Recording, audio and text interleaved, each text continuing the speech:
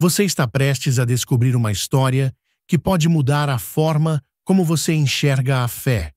Imagine um jovem pescador chamado Simão, vivendo em uma vila simples, mas cheia de tensões entre judeus, romanos e gregos. Ele não era só um pescador qualquer. Sua vida seria transformada de uma maneira que impactaria o mundo inteiro. Vamos mostrar como ele, mais tarde chamado Pedro, deixou tudo para seguir Jesus e como isso pode inspirar sua própria jornada. Quer entender como essa história pode tocar a sua vida? Fique até o final e venha comigo. Nossa história começa nas margens do Mar da Galileia, na pequena vila de pescadores cinéticos de Betsaida, que se estendia pela fronteira dos territórios judeus e gentios. No entanto, é exatamente por isso que o Império Romano transformou esta vila em um próspero posto imperial, onde os romanos helenistas e judeus israelitas foram forçados a coexistir. O ano é cerca de 1 a.C., e Simão, o filho de Jonás, está nascendo nesta tensão política frenética e explosiva. A cultura desta vila de pescadores provavelmente moldará o resto da vida do jovem Simão, ou seja, o apóstolo Pedro, que provavelmente aprendeu a defender seus princípios desde tenra idade, defendendo tudo o que ele pensava ser certo, verdadeiro e ordenado em seu canto do império. Seu pai, João, dirigia um empreendimento de pesca com um homem chamado Zebedeu, provavelmente parente da mente da esposa de Simão. Isso não era algum tipo de empreendimento filantrópico de pequena empresa. Era uma indústria mantida e fortemente tributada pelo Império Romano. Em outras palavras, quando sua captura diária dava errado, não era apenas um dia ruim. Era preciso explicar ao governo romano o que aconteceu. A pesca não era um trabalho fácil, e muitos romanos consideravam pescadores como ladrões. No século III, Ateneu agrupou pescadores com lavadores de dinheiro, assassinos e bandidos. Era um trabalho árduo, exigente e intensivo em habilidades. No entanto, sendo administrado pelo governo romano, não era fácil escapar dessa tarefa. Quando Simão completou 25 anos, ele se casou com uma mulher de sua cidade natal e mudou-se com sua esposa e filhos para a vibrante cidade portuária de Cafarnaum. Simão, seu irmão André, junto com Tiago, João, seu pai Zebedeu e todos os seus sogros, eventualmente se encontraram em Cafarnaum por volta de 27 d.C. Foi lá que ouviram falar de uma emocionante nova revolução nas margens do Rio Jordão, um reavivamento de tenda americana.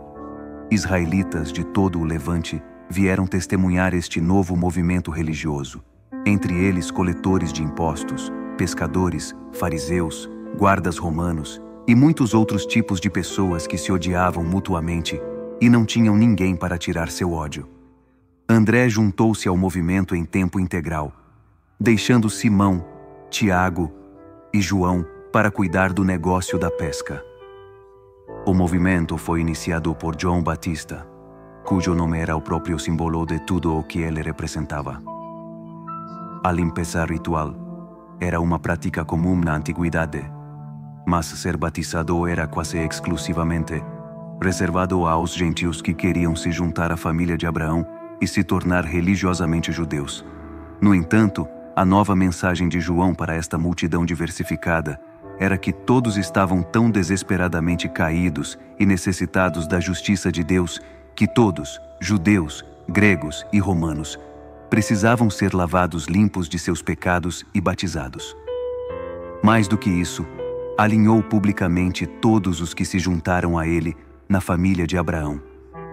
Esta foi uma nova mensagem radical que enviou ondas de choque por todo Israel.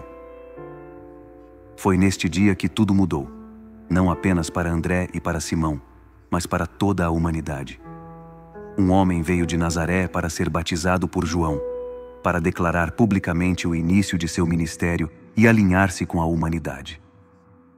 João olhou para Jesus enquanto ele passava e disse: "Eis o Cordeiro de Deus."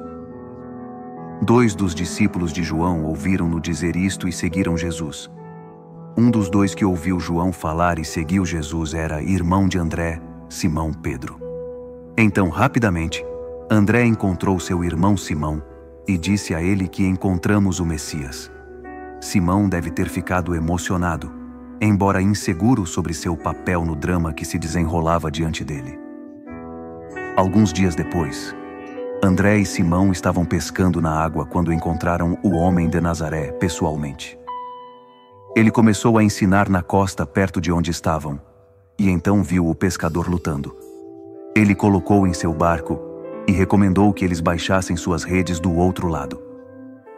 Simon, de uma forma familiar, não achou que isso faria algum bem. No entanto, apaziguando o novo professor, ele o fez. De repente, milagrosamente, a rede começou a se encher com os peixes que desejavam pescar. Certamente, uma subversão às suas expectativas e ao negócio ocupado pelos romanos, que não estaria lutando por muito tempo. André trouxe Simão até Jesus, e Jesus olhou para ele e disse: "Você é Simão, filho de João. Você será chamado Cefas", que significa Pedro.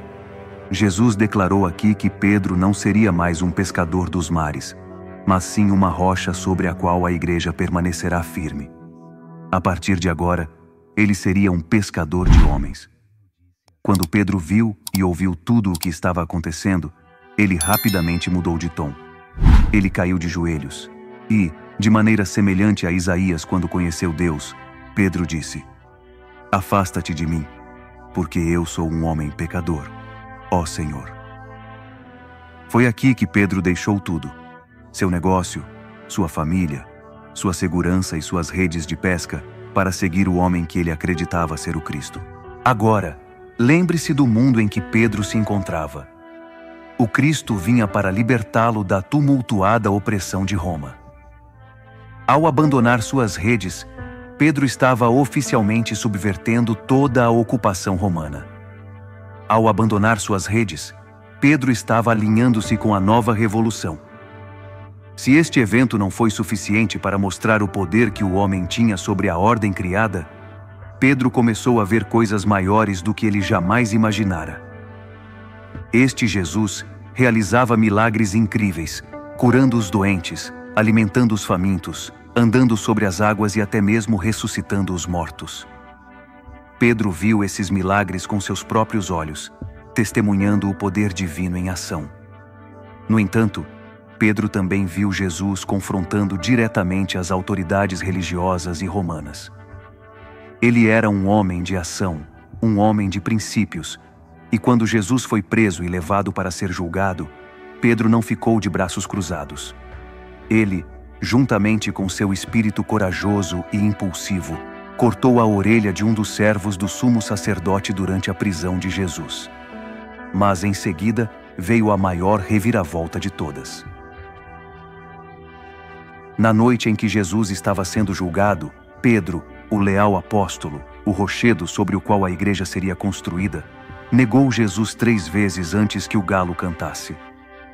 O mesmo homem que havia deixado tudo para seguir Jesus, agora o negava em seus momentos mais difíceis. Após a crucificação de Jesus, Pedro deve ter experimentado uma agonia emocional e espiritual profunda. No entanto, a história não termina aqui. 3 dias depois, Jesus ressuscitou dos mortos. Pedro, junto com os outros apóstolos, testemunhou o Cristo ressurreto. Isso deve ter sido um ponto de virada monumental em sua fé. Após a ascensão de Jesus ao céu, Pedro tornou-se um líder-chave na comunidade cristã primitiva em Jerusalém. Ele pregou o Evangelho com poder, enfrentou perseguições e desempenhou um papel crucial na expansão do cristianismo. Pedro foi também o autor de 2 epístolas no Novo Testamento, conhecidas como 1 Pedro e 2 Pedro. A história de Pedro é marcada por altos e baixos, por impulsividade e coragem, mas também por fraqueza e arrependimento. No entanto, sua jornada é uma poderosa narrativa de transformação e redenção. Ele passou de pescador simples a líder da igreja, de um homem que negou Jesus a alguém que, no final, deu a vida por ele. A mensagem de Pedro e sua história continuam a ressoar através dos séculos, inspirando milhões de cristãos a seguirem a Cristo, a enfrentarem desafios com coragem e a viverem vidas transformadas pelo amor e pela graça divina. A história de Pedro é uma lembrança de que, independentemente de nossas falhas e fraquezas, a graça de Deus é suficiente para nos transformar e nos usar para seu propósito maior.